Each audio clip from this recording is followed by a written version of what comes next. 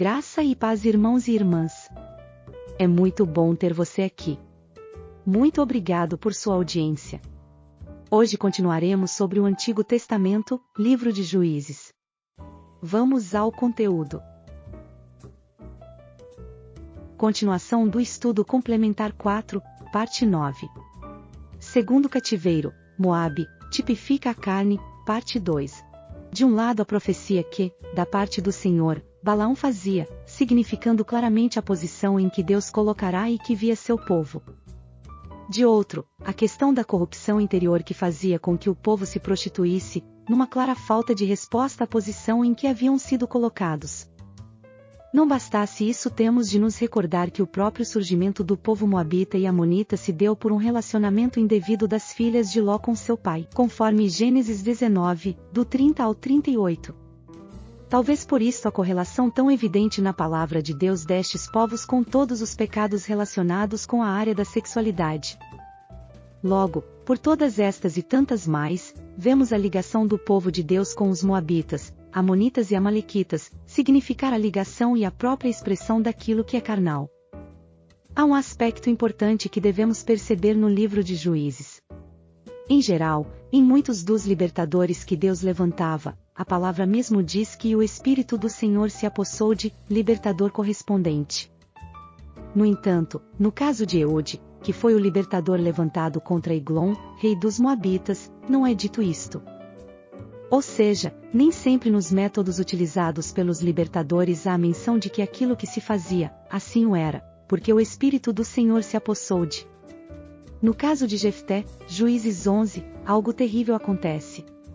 Pelo absurdo e descabido voto de Jefté, ele teve de sacrificar a sua própria filha, em resposta à vitória que Deus havia concedido naquela ocasião. Mas o que tem isto de importante? Isto serve para mostrar como a mente do próprio povo de Deus estava influenciada por aqueles povos pagãos. Muitos daqueles povos pagãos tinham rituais de oferecimento de seus próprios filhos. Mas isto nunca foi prática relacionada ao Senhor, muito pelo contrário. Isto é abominação. Assim vemos como a proximidade com nações e povos perversos, a proximidade com pessoas, situações, ambientes e etc. carnais, idólatras e pecadores podem levar os filhos de Deus. Misericórdia. Isto serve para demonstrar como, mesmo sendo libertadores muitos deles, o relacionamento com aqueles povos pagãos, tinha levado o coração daquele povo a um paganismo. Como eles estavam contaminados por tudo o que era carnal, com tudo o que era idólatra. Eles tomavam atitudes impressionantemente erradas mesmo sendo, alguns deles, libertadores levantados por Deus. Ou seja, faltava comunhão com Deus, vida santa, purificada, consagrada, obediência às suas leis e mandamentos. E por que tudo isto foi colocado? Porque para que Deus possa formar o caráter dele em nós, Deus precisa não só levantar homens, ele precisa trabalhar estes homens. E isto faz toda a diferença. Na história de Sansão, por exemplo, vemos que tantas vezes o Espírito do Senhor se apossou dele para que ele pudesse executar alguma tarefa. Porém, na mesma descrição de sua história, fica muito claro que este homem, Sansão, não tinha o caráter de Cristo.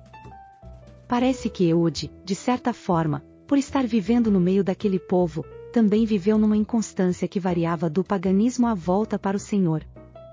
Paganismo e volta para o Senhor. E esta é a história retratada no livro de Juízes. Terrível. E qual a conclusão disto? Para que o caráter de Cristo possa ser formado em nós, nós devemos permanecer numa aliança com o Senhor. E para que a igreja seja edificada é necessário que Deus levante homens e, não somente isto, mas que Deus trabalhe no caráter destes homens.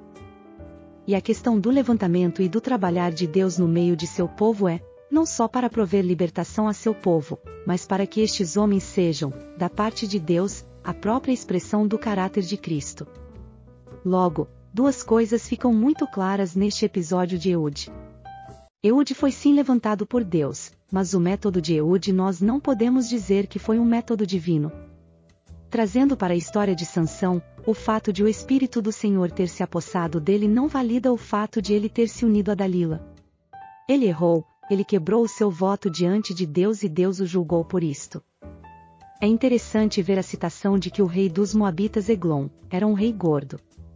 Eglon significa uma vaca gorda ou um círculo, que fala de sua circunferência. E no versículo 29 é dito que todo o exército era gordo. Era um exército de gordos. Precisamos agora investigar isto. O que a Bíblia chama de carnal diz respeito à nossa alma, assim como criada por Deus, mas maculada, inchada, por causa do pecado. Paulo usa esta expressão em Coríntios e Colossenses, inchados, infatuados. Era, portanto, um exército completamente carnal. Então o que está condenando não é literalmente a gordura, embora a gordura não faça bem ao nosso organismo. Mas o que Deus está condenando é o superdesenvolvimento de nossa alma. Porque, segundo a palavra de Deus, a carne na Bíblia é a alma superdesenvolvida. Este era, portanto, nada mais é do que a entrada do pecado maculando a alma humana. Mente, emoções e vontade agora não sujeitas a Deus. Supostamente independentes. Isto criou no homem uma gordura. Porque o homem se tornou desproporcional, se distorceu, o homem perdeu a imagem de Deus. Então disse o Senhor: o meu espírito não permanecerá para sempre no homem, porquanto ele é carne, mas os seus dias serão 120 anos. Gênesis 6:3. É muito interessante que no capítulo 6 de Gênesis Deus tenha dito que o seu espírito não mais contenderia com o homem porque o homem se tornará carnal. E por que o Senhor falou isto? Porque a alma do homem se tornará irredimível pelo processo de conquista, já que o processo de conquista é aquele em que Deus fala e o homem ouve. Logo, quando Deus diz: o meu espírito não mais contenderá com o homem, porque este é carnal, o Senhor está dizendo que não adiantaria mais ele falar, pois o homem não iria ouvir, porque o homem havia se tornado um ser inchado, superdesenvolvido. Foi por isto, também, que o Senhor, em sua sabedoria, haveria de ir à cruz. De um lado ele faria expiação pelo nosso pecado. De outro ele derramaria de seu espírito, para que pudéssemos ter comunhão com ele, ouvi-lo e obedecê-lo. Terceiro cativeiro. Canaã, literalmente no hebraico significa partes baixas. Os 900 carros de ferro citados em Juízes 4:3 tipificam as nossas cobiças e paixões. Tipificam tudo aquilo que nós levantamos em nossos corações que, supostamente possam, de forma independente de Deus, prover alguma satisfação. O que é isto? Laço, engano. Até mesmo as coisas legítimas nas nossas vidas, porque estas, em especial, são mais sutis. Jabim, rei de Canaã, tipifica tudo aquilo que tem a ver com as partes baixas de nossas cobiças e paixões. Canaã significa partes baixas, inferiores. E isto tem a ver com estas cobiças e paixões. Débora é levantada por Deus para de alguma forma demonstrar isto. Seu cântico fala profundamente sobre esta batalha espiritual. O Espírito Santo exortou algumas tribos por intermédio dela por não terem se envolvido na batalha espiritual. Conforto, lazer, comércio não são coisas más em si mesmas, mas tiveram a capacidade de distrair e envolver algumas tribos do povo de Israel de tal forma que eles não se envolveram com a batalha. E por isso eles foram repreendidos pelo Senhor através deste cântico. Na linguagem do Novo Testamento existem muitas coisas que a palavra demonstra que nos impedem de nos envolver de forma mais desimpedida na batalha espiritual contra as nossas cobiças e paixões. Nós precisamos ver alguma coisa de nossa posição diante do Senhor e no Senhor contra as cobiças e paixões. Para tanto, nós precisamos ter uma visão clara sobre o operar destas cobiças e paixões. Precisamos entender que o cristão tem sim, duas naturezas. O conflito espiritual é uma verdade somente para os filhos de Deus, pois é uma verdade que o mundo não conhece, pois o mundo não tem este conflito já que os que são do mundo estão escravizados pelo pecado, pelas cobiças e pelas paixões. Agora, o cristão tem duas naturezas, uma gerada do alto, pois nascemos do alto, por uma escolha soberana, gratuita que se realizou em nossas vidas de forma sobrenatural, e, por causa disto desde então fomos habitados pelo Espírito Santo quando cremos. E outra natureza, terrena, carnal, maligna. Por isto, conforme Gálatas, o Espírito milita contra a carne e a carne contra o Espírito. No capítulo 7 de Romanos, o apóstolo Paulo explica em detalhes esta batalha. Se vivermos segundo a carne, caminhamos para a morte, pois o salário que a carne exige é o pecado e o resultado consequente do pecado é a morte.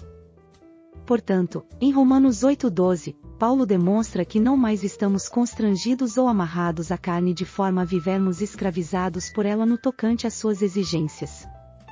Quando contrastamos isto com 2 Coríntios 5:14, vemos que o amor de Cristo nos constrange, e o significado disto é que, de alguma forma, ele nos amarra e nos dá uma nova natureza, celestial, para podermos viver em novidade de vida, ou escolhendo. Vivendo em santidade e santo temor diante dele. Obrigado por assistir até aqui. E não perca a continuação do estudo complementar 4, no próximo vídeo. Graça e paz, irmãos e irmãs.